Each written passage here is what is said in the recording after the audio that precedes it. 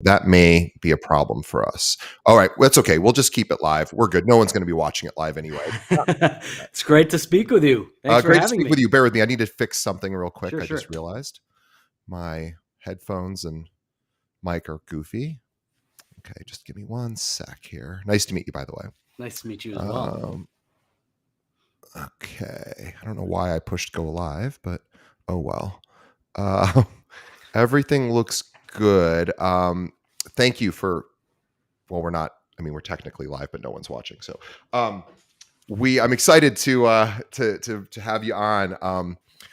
We've got all your info, obviously your talking points. I certainly want to talk about being a certified negotiation expert because Sure. I think, as far as designations go, I think that's a pretty important one. I sort of am surprised that not every agent does it. So certainly we'll ask, and you're a master at it and a trainer. So I certainly want to talk to you about the benefits of doing that. And by the way, when you do trainings, is that only for New York agents or is it going to be for anyone?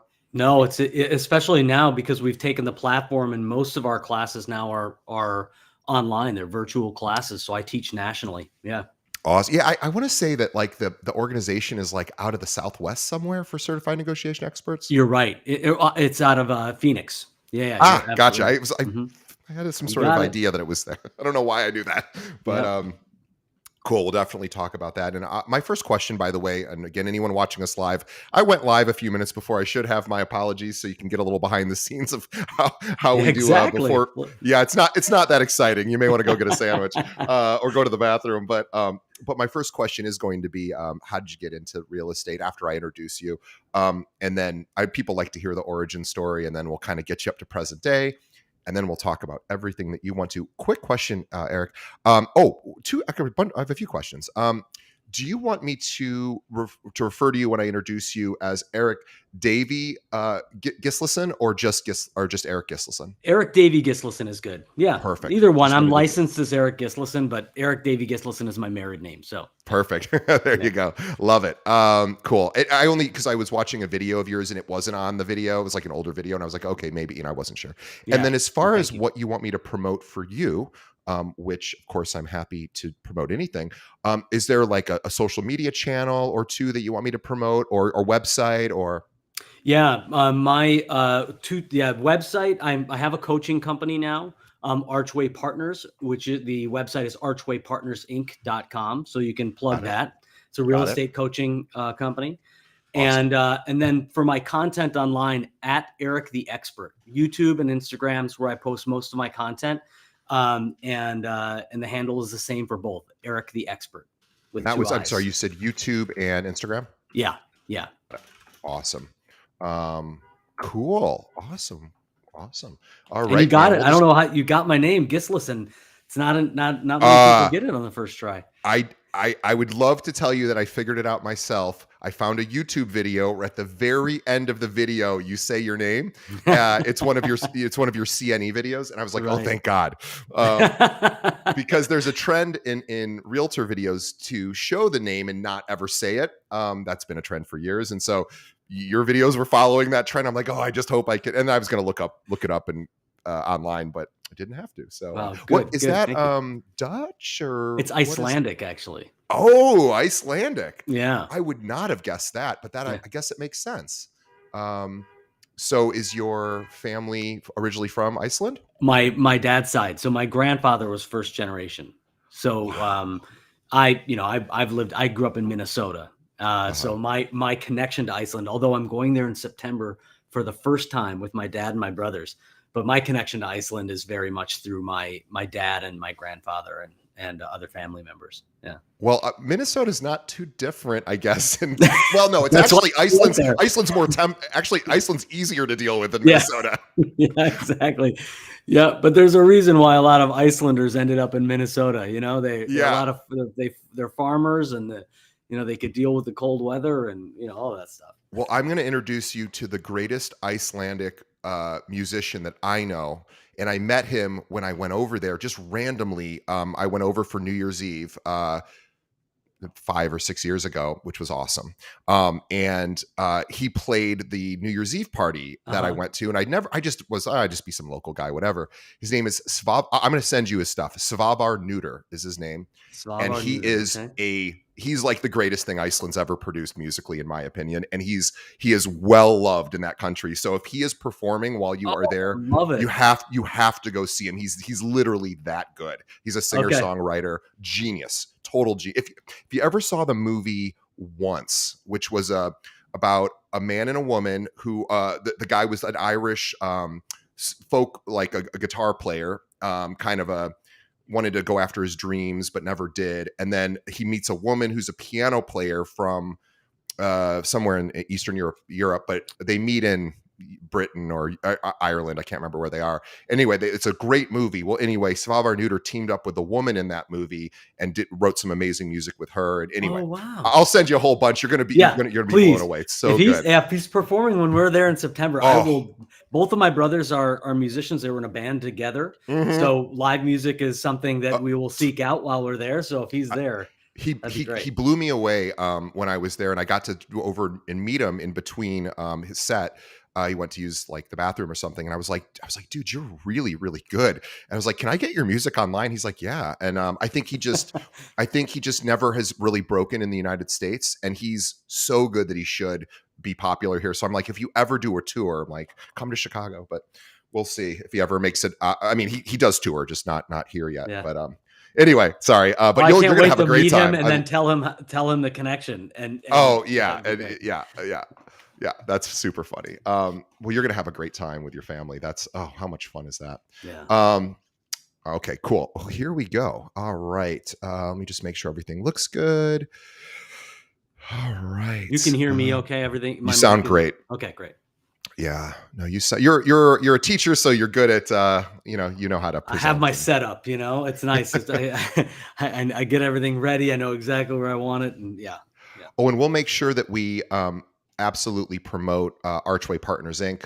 And I'm going to ask you to talk about it once we produce the actual episode, which will take a couple of weeks probably.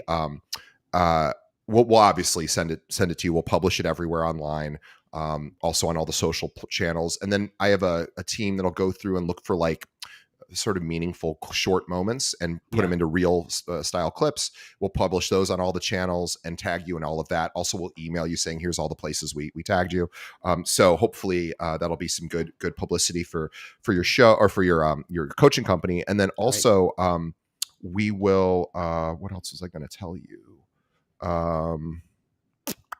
I apologize. I think that was it. So I think I'll actually ask you. I said Archway Partners as well. If you could also plug the Reni, RENI.com. That's the company I work with where I teach the negotiation content. So I'd love to plug them as well. Absolutely. And they can get all of my upcoming classes. They can go to the Reni.com and get that. Got it. Yeah. Yep. RENI. Got it. Awesome.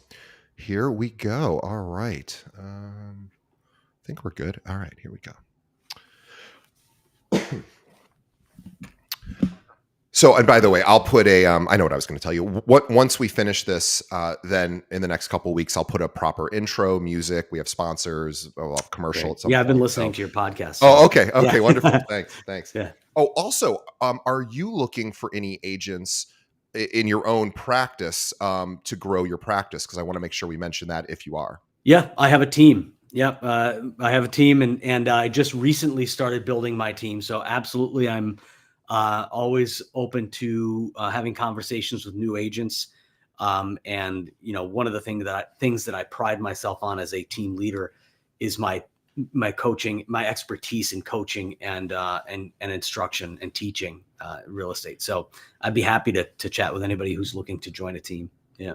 Nice. I just had on earlier this week, a woman from New Jersey who is, I don't know if you would know her because she practices a little bit in New York, but mostly New Jersey. And she was really lovely. And I was going to say, if you knew her, you'd probably be like, oh, she's great. But hang on, I'll just tell you who she is. It's not, I listened to the episode you had, or part of the episode with Julia Boland. Yeah. Julia. Yeah. Yeah. She actually left Halstead, I think, a few months before I joined Halstead. So we basically like Oh, We're that's like ships funny. passing in the night. But I Well, don't know if that's what you're talking about. I wasn't actually talking Oh, about okay. Julia, although Julia's awesome too. We just released her episode. Yeah. But Diana Sutherland, I don't know if you know No, I Diana. don't know her. No. She is really cool. She's in New Jersey, but she's right. She does Hoboken.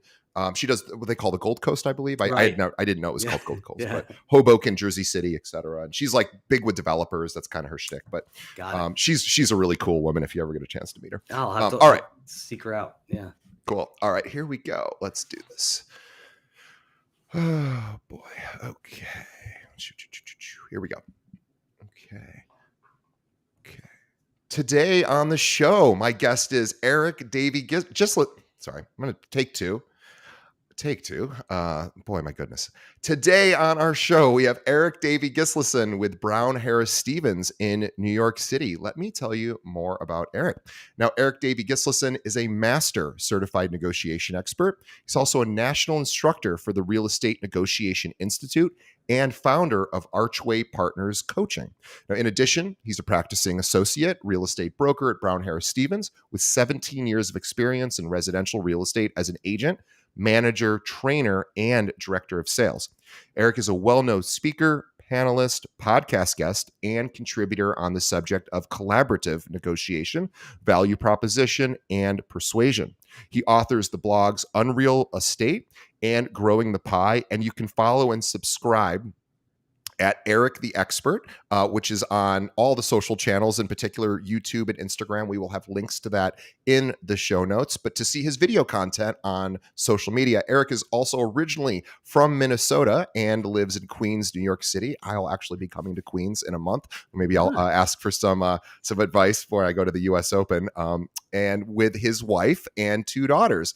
By the way, notable award winner. He is the world's best dad 2012 through 2015. Skipped a year, but in 2017 won it again. Skipped another year in 2018, but he was back to win it in 2019 through present day.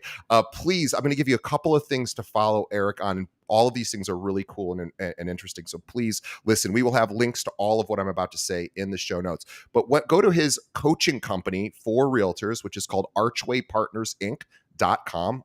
Also, if you're interested, and you should be, to become a certified negotiation expert, go to thereni.com. That's THERENI. And you'll see all of the classes that you can attend there. And then again, follow him on Instagram and YouTube, Eirik the Expert, which is EIRIK THE Expert, at YouTube, Instagram, and everywhere else. And we will have links to all of that so you don't have to remember how to spell Eirik in the show notes. Eirik, welcome to the show. Hey, DJ, thank you so much. Thank you for all of the plugs. And it's a pleasure to be here. I'm looking forward to our conversation. So thanks for having me. I am looking forward to it as well.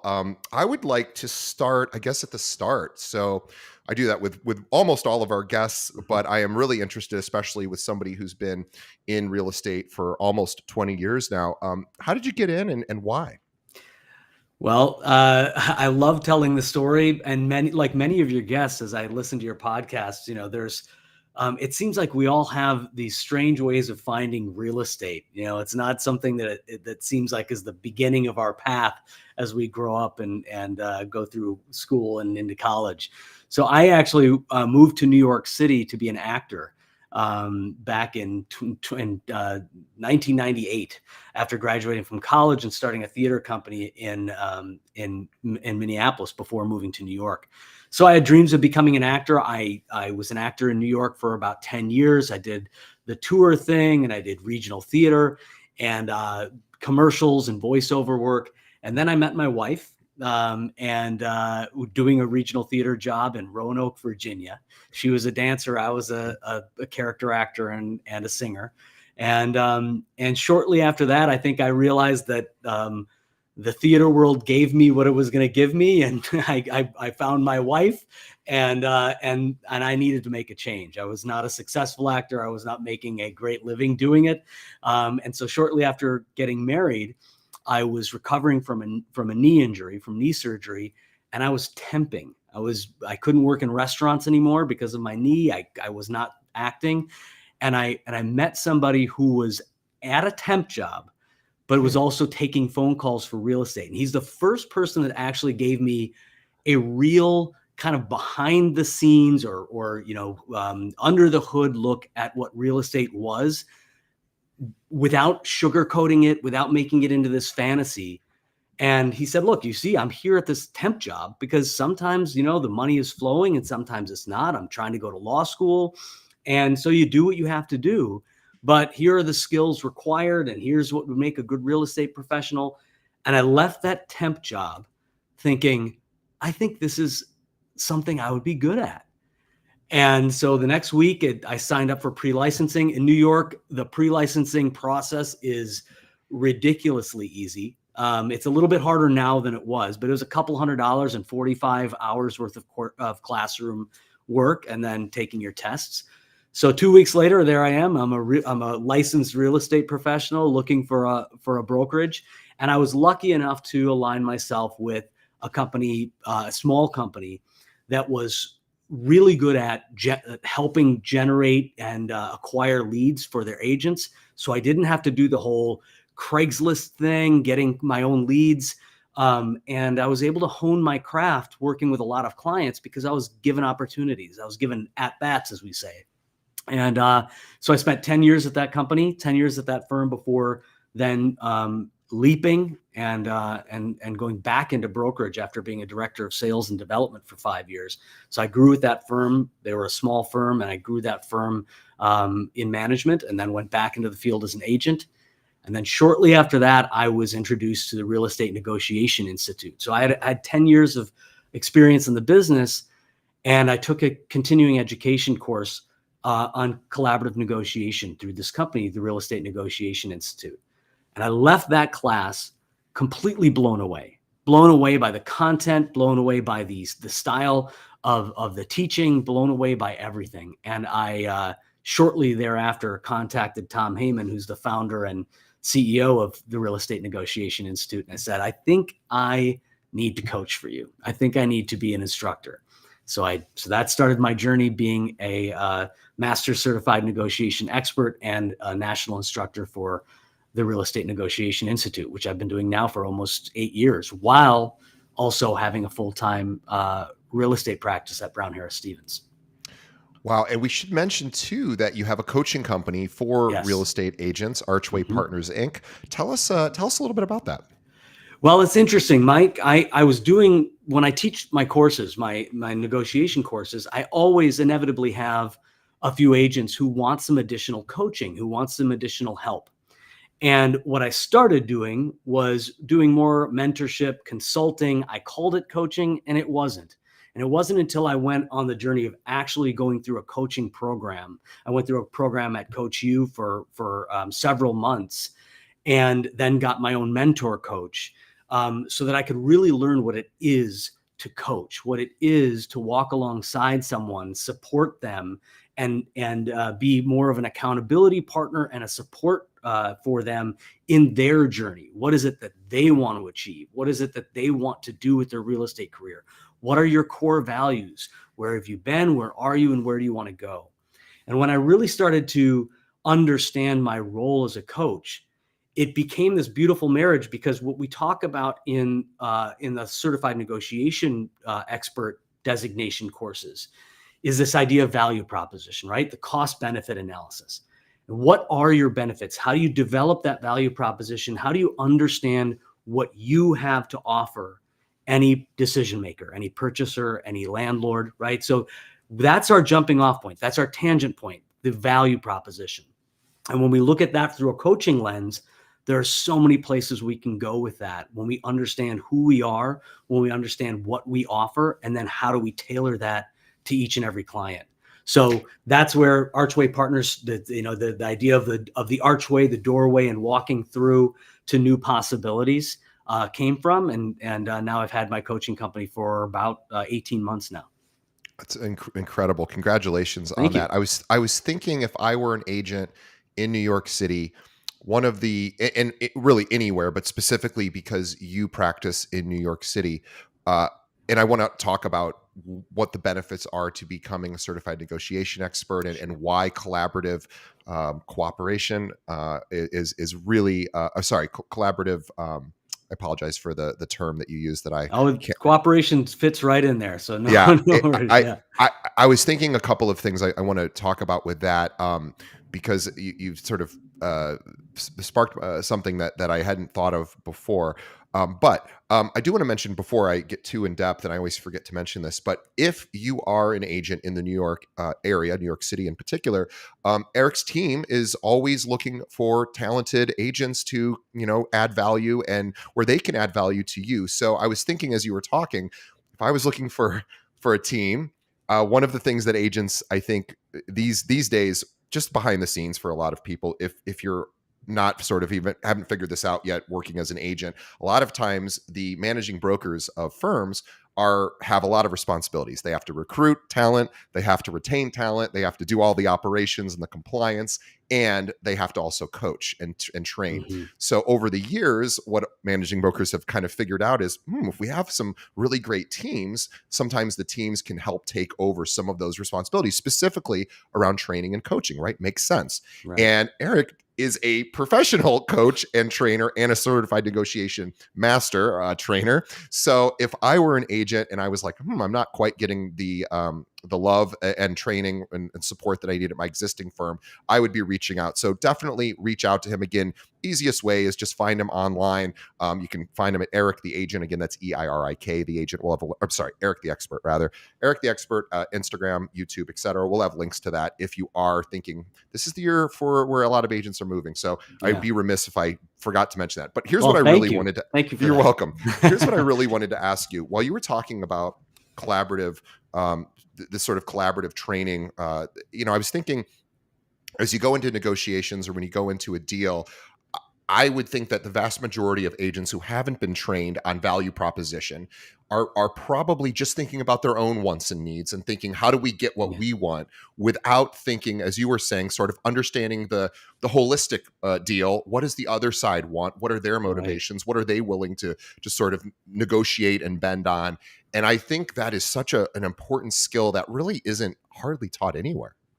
It's so true. It is so true. And one of the things that drew me to the Real Estate Negotiation Institute and this content is exactly what you just said. This is not something that we are taught in pre-licensing. Some people bring it from their earlier career, if a real estate is a second career for them, but it's not something that we're taught. And frankly, to your point, a lot of managing directors and office managers and sales directors, and I was a sales director for a long time, you're so involved with so many things within each and every deal that it's hard to sit down and have time to really get deep and train on negotiation and buyer psychology and this idea of understanding the other side's needs. Not that you're going to guarantee them anything, not that you can guarantee them anything, but when we integrate the other side's needs into our strategy, this is what Tom Heyman calls, he calls it the enlightened self-interest. When I know what the other side wants, and I do my best to incorporate their needs, their value elements into trades, into exchanges in the deal, I can actually grow a bigger pie. And that's the reason one of my two blogs is called Growing the Pie, because we're not talking about just a fixed pie of value when we're talking about a real estate transaction. Everybody values things differently. And if I can identify what the other side wants and needs and identify ways to exchange things of lesser value to me to get things of greater value to me from the other side and do that strategically, I can actually make that pie bigger. And I'm not, I want the other side to be adequately satisfied. I don't need them to, it's not kumbaya by the fire, right? This is not split the pie 50-50. I want them to be adequately satisfied so I don't deal with the retribution or the entrenchment, the things that come along with putting someone on their heels or rubbing their nose in the dirt or whatever the imagery is. I need to adequately satisfy them. And when I do that, I can actually create more value on my side of the transaction and get more than I would if I were just trying to split that fixed pie. Yeah, I agree. And that's a skill set. And it isn't necessarily something that we all just can instinctively or inherently know ourselves. It's something, there are I study DBT, dialectic behavior therapy, and there's one of their modules is called interpersonal effectiveness, which is like, okay, what does that really mean? It's about having difficult conversations with people. And in real estate, we oftentimes have to have difficult conversations, and it's about how to meet both people's needs. But first, you have to understand their needs. And I was thinking an example that I'm curious to get your thoughts on would be, I have a buyer, we're putting in a contract, maybe there's a multiple offer situation, and I'm just thinking, well, highest and best is going to win, which maybe most of the time is true, but not always, of course. And knowing what the other side's motivations are, knowing what they want from a buyer, and maybe it's just highest and best, or maybe it's, we put a lot of work into this house, we sort of want the next family that comes in to sort of understand and appreciate and respect what we've done, because we want to sort of create a little bit of a legacy here, even with our existing, work that we did with the home. So I guess, would that be considered part of understanding? Absolutely. And I'm, this is such a part of who we are as human beings. And we forget it sometimes as real estate professionals, because we put everything into down payment, timeline, and highest price, when that is not how every human being thinks. In fact, it's not like, let's say that you are in a highest and best and it's $1 million property, and you've got a few buyers who are above the asking price at 1.1. But let's say that you are at 1.08, you're $20,000 off of the highest bidder, but you have made some sort of an appeal that is not price related or down payment related, that is important to, or that lands with that seller. It's not that they're giving up $1.1 million. They're making a trade on $20,000. And the question is, what is that thing, that connection, the fact that somebody's going to come in and take care of that home the way that they took care of that home, right? What is that one thing, or that, as Chris Voss for Never Split the Difference, that he calls those black swans, right? What is that black swan? If there's something that I can find out by being ceaselessly curious, by asking questions of the other side, that gives me a window into what they really want and what they really value, then they might be happy to give up $20,000 to satisfy that need, that value element that's important to them. So we often mistake this idea that the price is the only thing that matters, or if I'm not 100%, if I'm not all cash, I can't compete. It's just not true. If we can understand, if we can start with the other side and uncover those black swans, understand those value elements. So that's a great example. Well, thank you. And it's just the first thing that came to mind, but I was thinking, your sort of further example of, being $20,000 under highest and best and still possibly winning the deal.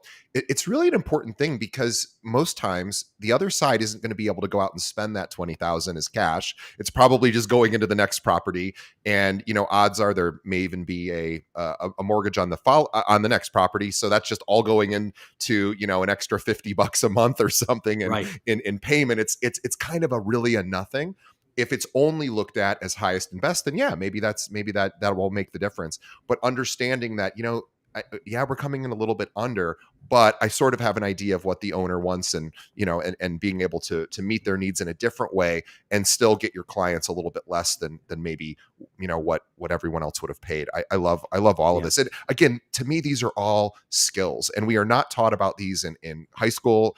I didn't learn them in college. I had to study persuasion and understanding rapport, and understanding how to, how to listen, and how to, sort of extract information, in an elegant way from the people I'm chatting with. So I would love to, but actually before we go any further, I would, because you are a coach, you lead a team, you're also practicing yourself, and you teach at a national level. This is a tough year for realtors.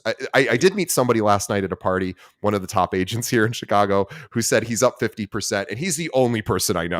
Everyone else is pretty much struggling, who's been in the business long enough. And we were laughing, and he's like, "Yeah, I know everyone hates me because they everyone else is down." But it is a tough year, I think, for a lot of us. And rates are up, inventory's down, and I know in New York it's really tough with inventory. So. What are you doing to keep, or what are you telling your students as well as your teammates to sort of keep them motivated and moving forward when it's so easy to kind of go like, oh, this is just hard right now?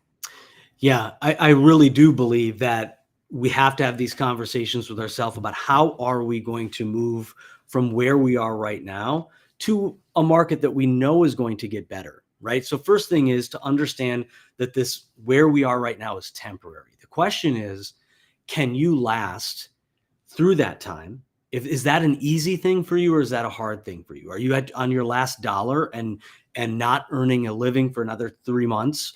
If you're not doing deals, is that going to crush you? If it is, then let's either put a plan together so that you can find a different way to maneuver through this industry. Are you doing rental deals rather than sales deals? Are you working on the sell side versus the buy side, right? Are there things that we can do to help you on a different path than you're on right now, right? And then there are other agents who are like, yeah, I know I'm going to survive this. It's not an issue whether I'm going to survive this. It's a matter of how long this is going to be and what do I do in the meantime.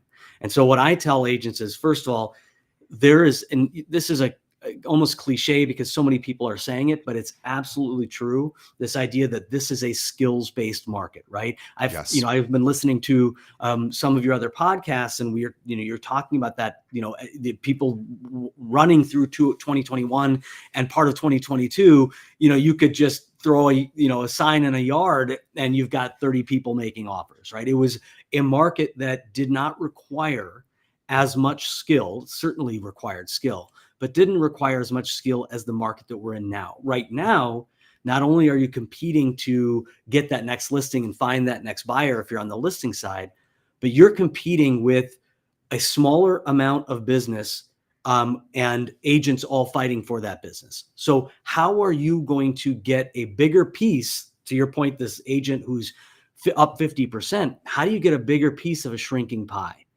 And that's where you need to really focus your energy, in my opinion, is if you go through, you've already figured out, look, the industry right now where we are is not going to kill me. It's not going to take me down. So I know that I can make it through it.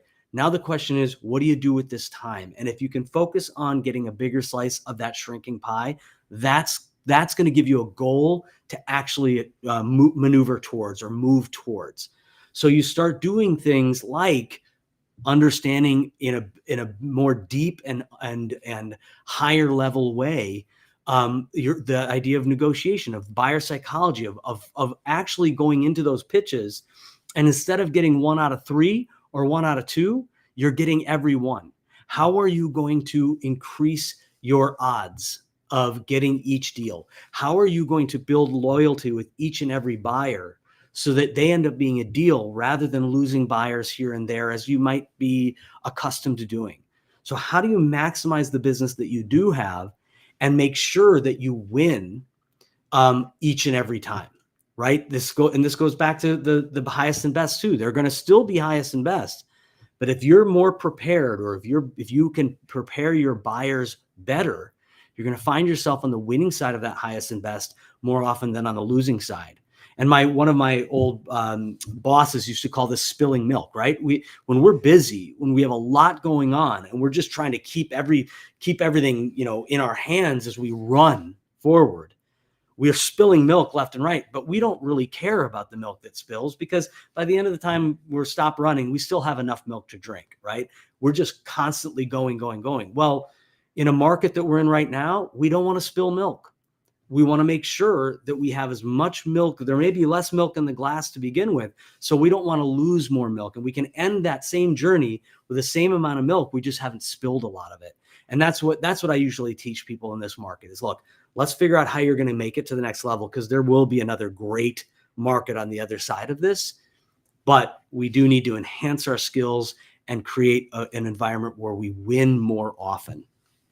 I agree. And I think this is the time to really focus on skill-based activities because, number one, most agents have a little bit more time to spend with sharpening their skill set, their tools. And also, this is a time where human nature for the majority of us, and I'm in the same category. So I'm not saying that this is a negative. It's just human nature is to want to, when things aren't as well, maybe retreat a little bit Right. and do less activity because maybe we're a little bummed out, or we're so these are the times where you might have to force yourself to do a little bit more activity, but understanding that you're really doing your future self a huge favor by doing things today. And most agents are not most agents. I don't know what percentage of agents have reduced their activity. But I just know that when things are tough, it's easier to not go into action. And so this is the time to get an accountability partner, get a coach, and really work on those skills and those habits so that, what you're doing today, a year and a half from now will start to yield fruit, or however long, the sales cycle is. To add to that, I think that oftentimes when we do find ourselves here where we're retreating, like you said, and we're doing a little bit less work than we know that we should be doing at the time. Sometimes the reaction to that from a lot of coaches in our industry or a lot of managers is to tell you the things that you need to do. And oftentimes they highlight the things that you are least likely to want to do, right? So they basically say, these are the things you're not doing, and this is why you're not successful. So you got to get out there and do all those things that you don't like to do, because that's the way that you're going to break the cycle. Where certainly we have to do things that we don't want to do, especially if we're sitting on the couch and we find ourselves not working as hard as we should be working. But my approach is a little different. I want to identify the things that you love to do. And you may have found that your real estate career for 2 years, you were running around like a chicken with your head cut off. So you're just trying to just get to the next place and do the next deal. And you forget about what you love about this business, what you love about people, what you love about your knowledge, all the things that make this an attractive business. So my approach is to sit down and say, let's start with the things that you love and do a lot more of that. So I'd rather you do 100% more of something that you love than struggle to do 25% more of something you don't like. And it doesn't have to be. Yeah. I want to pause you for a second, because that is such a wise statement. Doing more about what you, especially when you're in a more difficult position, like we know a lot of agents are this year. Yes, we know it's a little bit of a bummer right now, and it's easy to retreat. So what we call it in DBT, stacking positives. Do the things that you already like to do.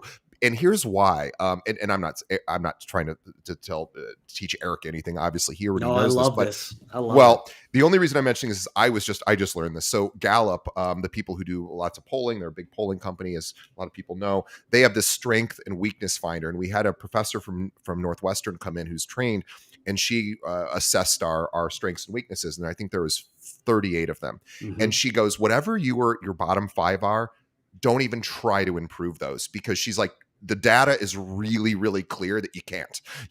It's not how you're wired. It's really, you maybe can make them incrementally better, but like, for example, her biggest weakness was empathy.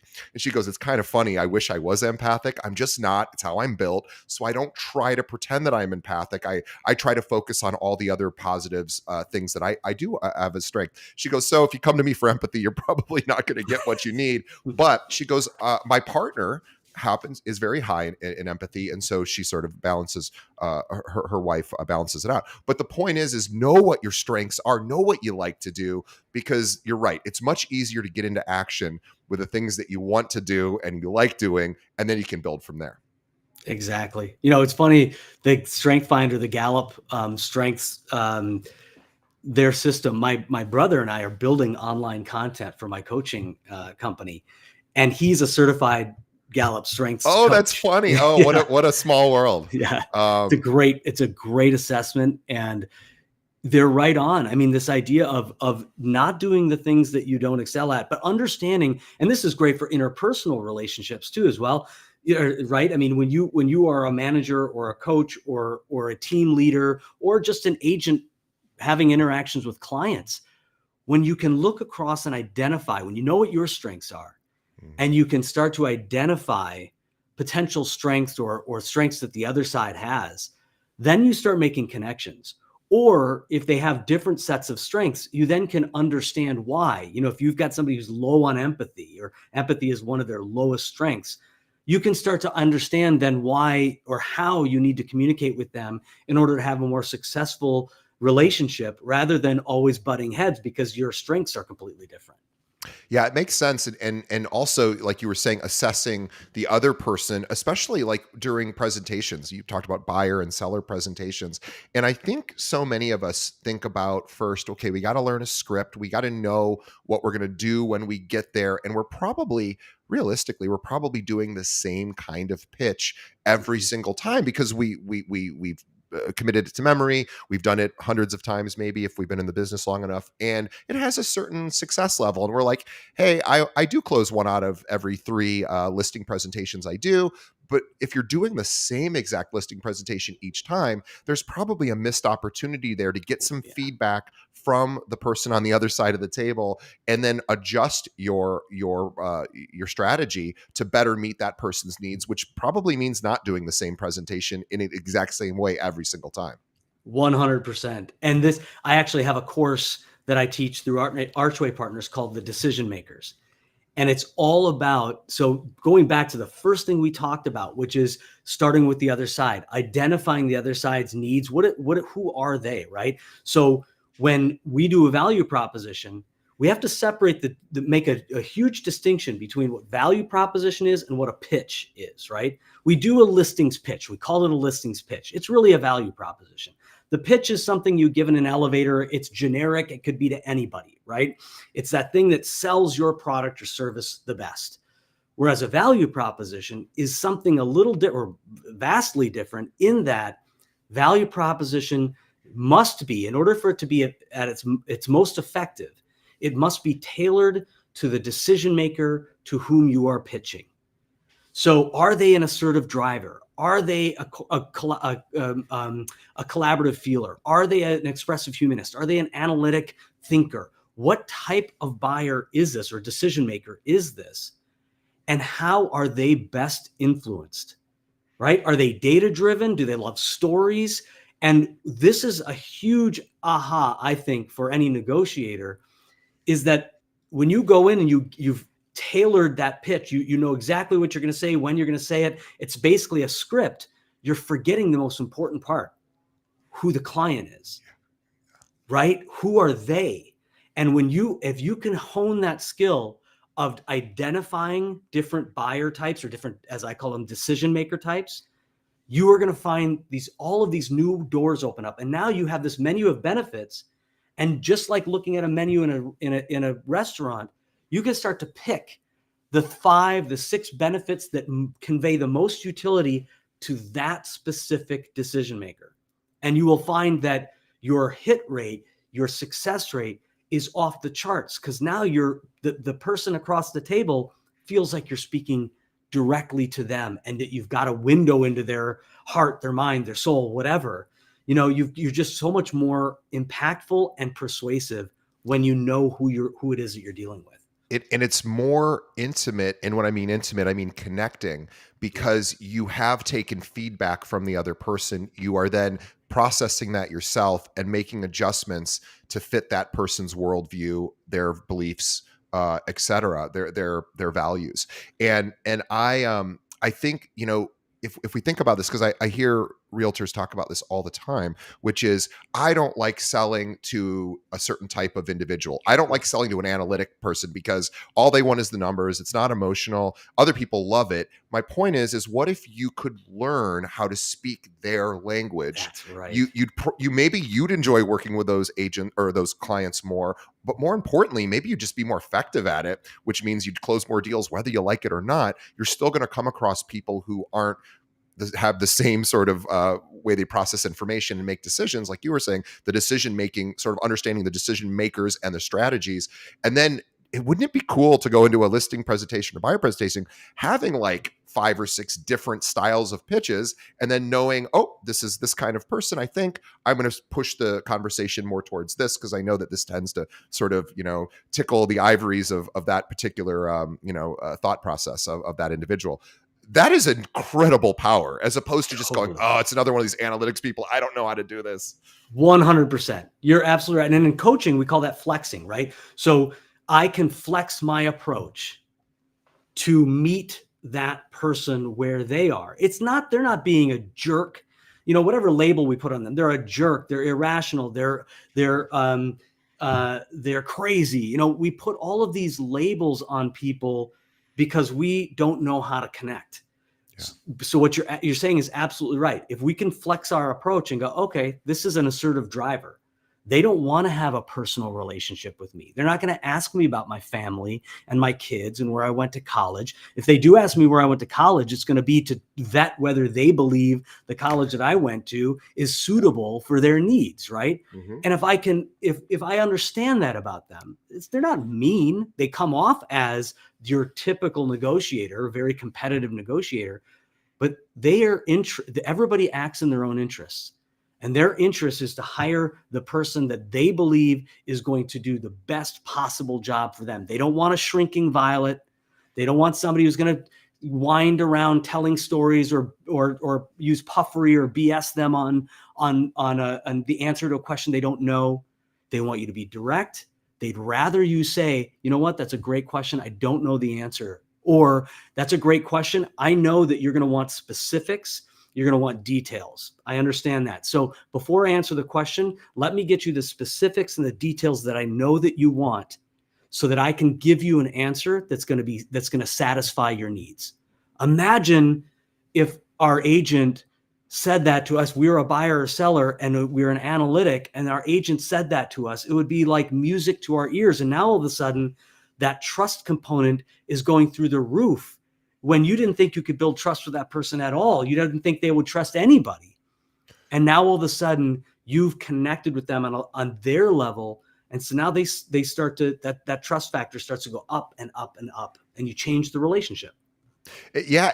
You just gave such a really specifically excellent example, in my opinion, because this idea of, like, again, just using analytic people is, saying to them, hey, I understand you process information this particular way. I know you like a lot of information. That's important for you to make a decision. Therefore, I need to go back and put together this information in a way that's exactly how you want to see it, so you can then take it and digest it.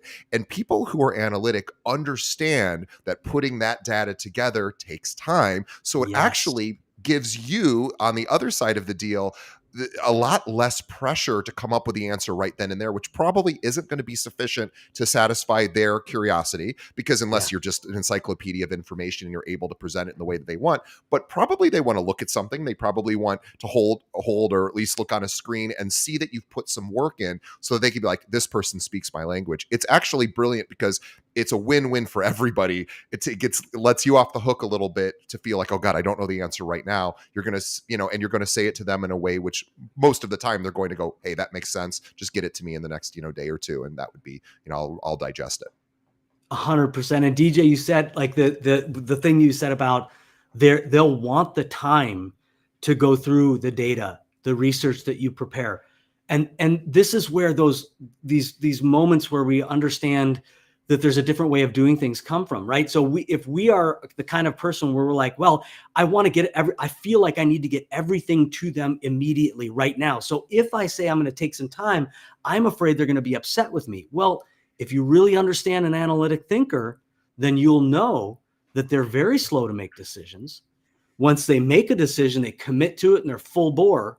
But they want to take that extra time. In fact, what I say to people who take my decision makers class, when we're talking about how to influence an analytic thinker, you say, if you're going to meet with them at noon, don't plan a 2 p.m. meeting. If you're going to meet with them at 3, ask them if they want to go out to dinner after your 3-hour meeting. Don't plan something meeting with an analytic thinker, because you are going to end up in the last 15 minutes of that meeting, whether it's an hour later or 2 hours later, going, oh my God, how am I going to get to my next appointment? You're going to start to rush them, subconsciously, because you're rushed.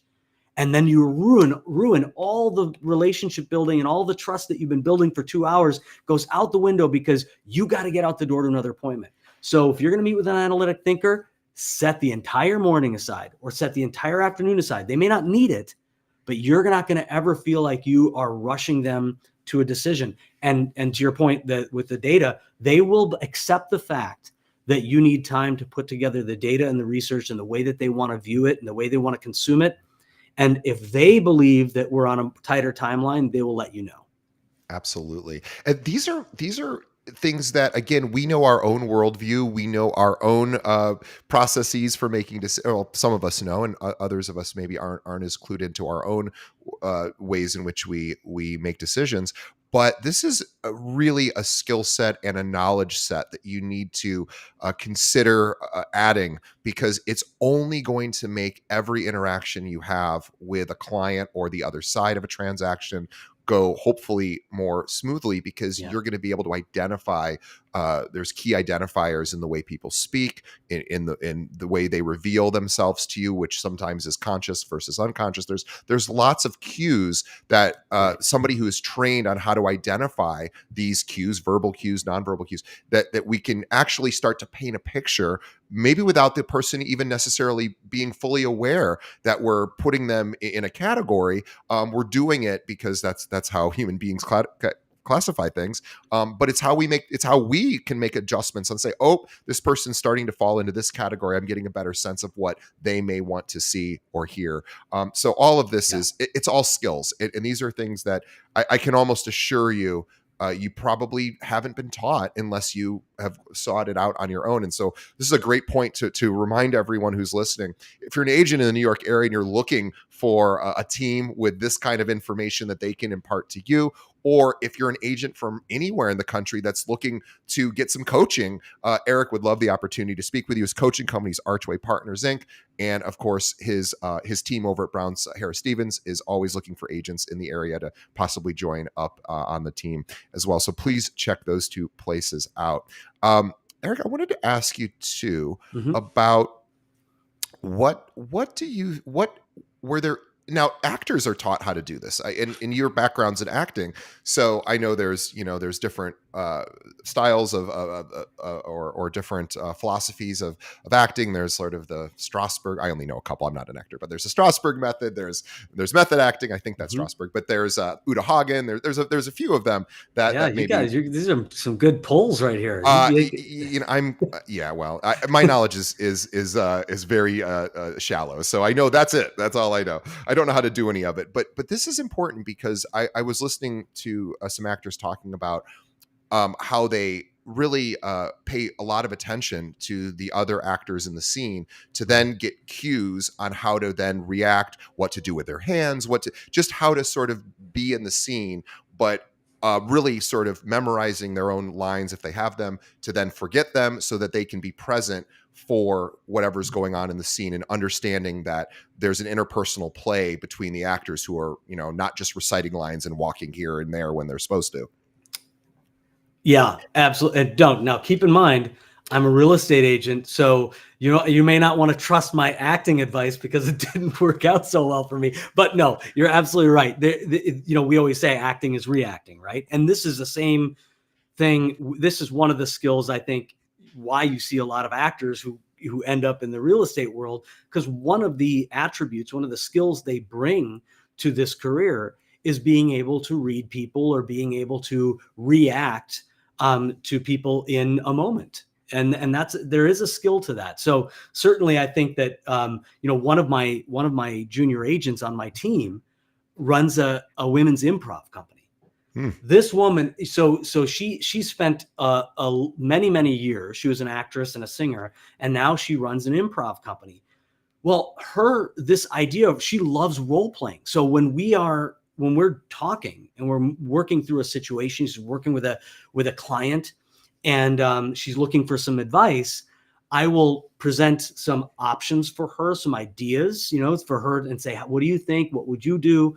And so we'll work through that. And then what she'll always want to do after we've settled on what we think the next move is, she'll say, okay, let me workshop this with you. And then she'll go and she'll tell me how she's going to say it when she gets on the phone or in person with the client or the co-broker or whoever it is.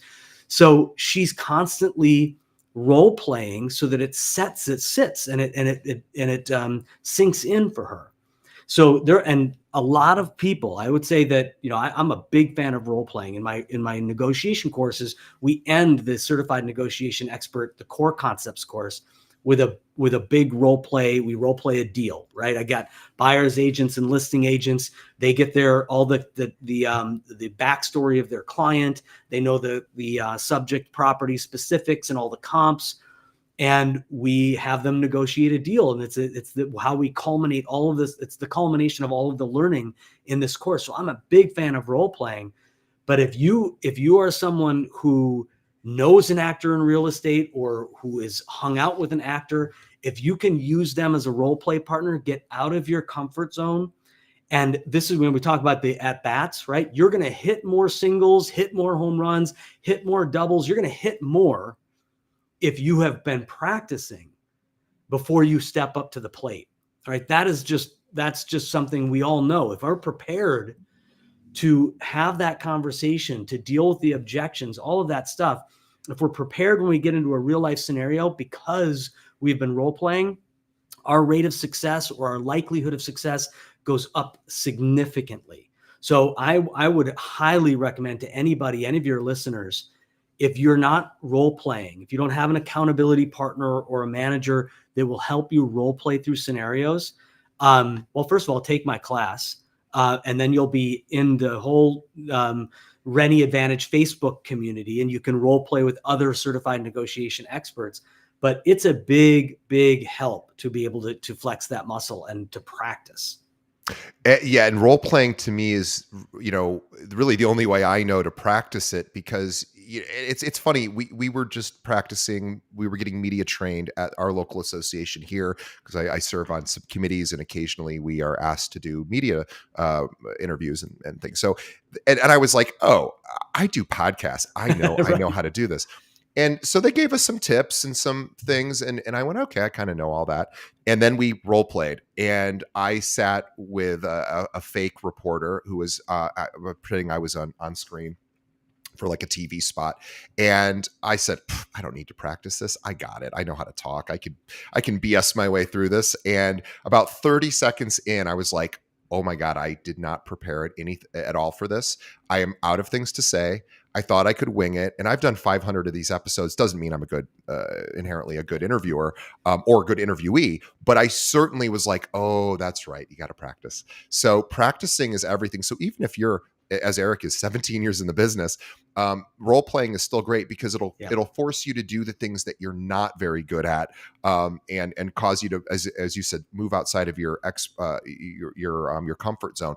I also want to mention one other just practical, as I'm a marketer, so I wanted to mention why I think the certified negotiation expert is, from a marketing perspective and from a skills-based perspective, it's an absolute win. But even if you're just looking at it as from a marketing perspective, as far as all the designations go, and there's lots of wonderful ones, I'm not saying one is any better than another, but I do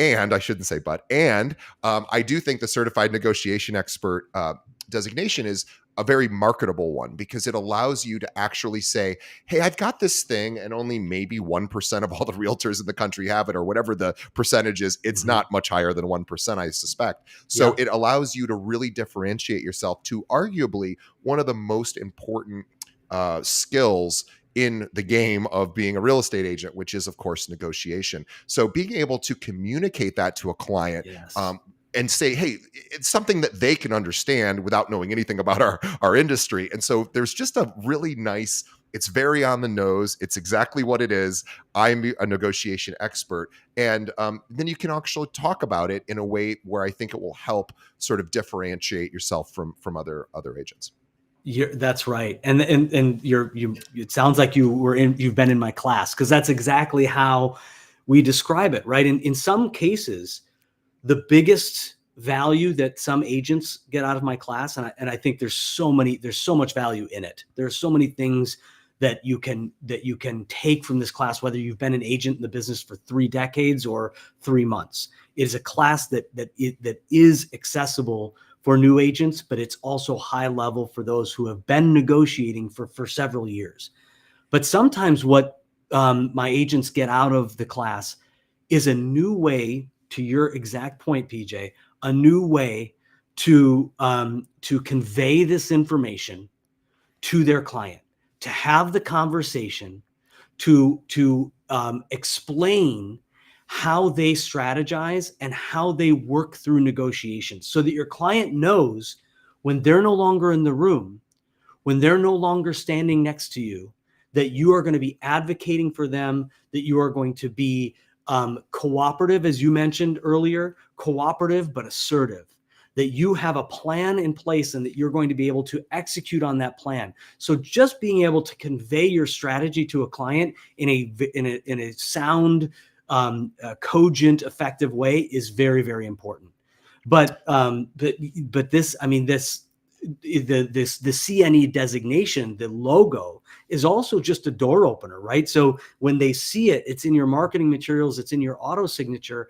Now you can have a conversation. It brings up the idea of negotiation. And now you can highlight the importance. And what studies show is negotiation skills are more important to our clients than marketing, than market analysis. It is the highest skill that we can provide our clients. Now, in practice, it's we score lower than most anything in negotiation skills in the eyes of our client. And that's where there's this opportunity. If you can learn this skill, if you can master this skill, you will separate yourself from, to your point, 98% of the agents in this country. I think too, I was thinking as you were saying this, that why is the negotiation part so critical? And I think obviously it's because it's about money usually, but and it's about the transaction and winning the deal or earning the deal. However, I was also thinking maybe the certified negotiation expert sort of skill set comes really into play when a transaction gets tough, because I would assume that the vast majority of the most stressful moments, the most emotionally trying parts of a transaction have got to be during the negotiation, because there could be a time where the deal might fall apart, or it feels like it might fall apart. The client might be freaking out going, oh my God, maybe I'm making the wrong decision. Maybe I'm giving up too much. So that's probably a highly stressful time emotionally. It's the least fun time, I would think, for the client usually, unless maybe you're on the list side. I guess maybe, if you're selling a property, maybe it's a little bit more fun. But on the buy side, certainly it's tough. And so I was just thinking, I bet those skills come into play to help calm everything down as you're going through the stressful times. You're right. You're right. And we talk about this comes out of the book Getting to Yes, William Ury and Roger Fisher, who wrote one of the seminal works in collaborative negotiation, a book called Getting to Yes. And they talk about this, what's called the SAM model. And, the S is the stand. It's where we positionally bargain. It's where we, it's no, I won't. Yes, you will. No, I won't. It's the stand that we all take to not be moved off of our position. We don't want to be thrown one direction or another. So we anchor in, we take a stand. I will not sell my apartment for less than $700,000. Come hell or high water. That's a stand, right? I need to understand what the actual area of concern is and what is emotionally driving this stand, right? So that's the S, A, and the M. The stand, the area of concern, and the emotional motivators, the M. So you're right. It's about understanding people. It's about when they're at their most anxious, they're most frustrated. It's not getting caught in positional bargaining, but understanding what their actual area of concern is by asking questions. And then it's about communication and offering options. People do not like to be backed into a corner. They don't like to feel like they're backed into a corner. They want options. And so at the hardest moment of the deal, when you're communicating well with your client and you are looking at all the value elements that could be a possible way to successfully get the transaction done, when you've identified what we call, or as Harvard calls, your BATNA, your best alternative to a negotiated agreement. If you have a strong BATNA, which is plan B, right? If you have a strong plan B and you're communicating and you're providing options, now your client feels empowered. And instead of feeling like they're backed into a corner or like they have no options, now you make them feel like, hey, if this doesn't work out, it's going to be because we didn't meet our minimum goals. So if plan A is not going to work for us, let's move on to plan B. As opposed to getting into highest and best after highest and best and feeling like you're just like a rag doll. getting thrown around. We have the power to help our clients remain resilient and empowered. And we do that by communicating with them in the hardest of times in the deal, just like you said. And having, like you said, having options. And also you said something very, very profound that I want to make sure our audience noticed. And if not, I'm gonna step on it a little bit in a good way. Is have is there's a skill in DBT, we call it cope ahead. I almost forgot it. And basically, if this doesn't go the way we want, here is what we will do. And getting their buy-in, client buy-in. Hey, does this make sense? I'm sure you're getting buy-ins all the time, but saying, here's what we're going to try. Here's what we're going to do. Here's why we think it will work. If it doesn't, here's another alternative that we are going, here's our plan B. Right. And even just having a plan B is very empowering, because all of a sudden now, when option A doesn't work out, no big deal. We've got option B. That's and right. it's most agents, I think, I don't know, I shouldn't speak for any other agents, but I think a lot of agents probably don't have a plan B, when they're putting offers in. They haven't, or if they have one, maybe they haven't effectively communicated it to the client, because they go, I don't really want my client to think that plan A might not work, so I'm going to mention Right. if it doesn't, I'll deal with it when it happens. That's probably not a strong strategy, because there are going to be times when you don't get what you want, and making sure that the client already knows we have another option here. That is profound, and I am really, really glad that you said that. These are all skills. Again, this is a skills-based conversation, and we're focusing a lot on it because, guys, skills win the game. The fundamentals win the game. So these are all things you can learn. That's the best part. You don't have to be good at it. You just have to be willing to practice. 100%. And Eriik, he can teach you in a number of different ways. If you're an agent in New York City, consider joining his team at Brown Harris Stevens. I mean, he'll teach it to you one-on-one.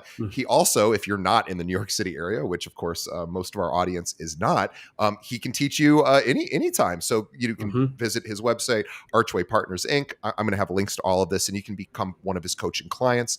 And also, you should consider getting your certified negotiation expert certification, which you can do at Rennie, and we will have a link to the Rennie website so that you can see when their classes are available, and you can take one from Eriik. But Eriik, I think this is a great place to stop, because I could talk to you all day, and you don't have all day to speak to me. No, I love this. Thank you so much, DJ. This is so great. Oh, this was so much fun for me. This is, I would not say that I have necessarily the skills you're talking about. However, I appreciate that those are skills that any one of us can learn, and we should consider learning those. And these are the soft skills that really can win the game, push the ball over that 1 yard line. And they might even feel a little bit like magic once you learn them, because you're going to be unlocking things that are invisible to other people. And when you learn to unlock what's the invisible, which becomes visible to you, I think everything just becomes more fun, and your hit rate is going to go up. Your success rate is going to improve. Your clients will be happier. It'll make your life a little bit less hard. So if you're not going to be motivated to do it because how exciting it is, think about just reducing the stress and anxiety in your life. This will allow you to do that. So consider one way or the other getting your CNE certification for whatever your motivation strategy is. But this is the time to level up our skills. A lot of agents are leaving the industry. A lot of agents are pulling back on their efforts because, they're maybe a little bummed out. Now's the time to find that grit within us and do something fun. Do something fun like learn a new skill.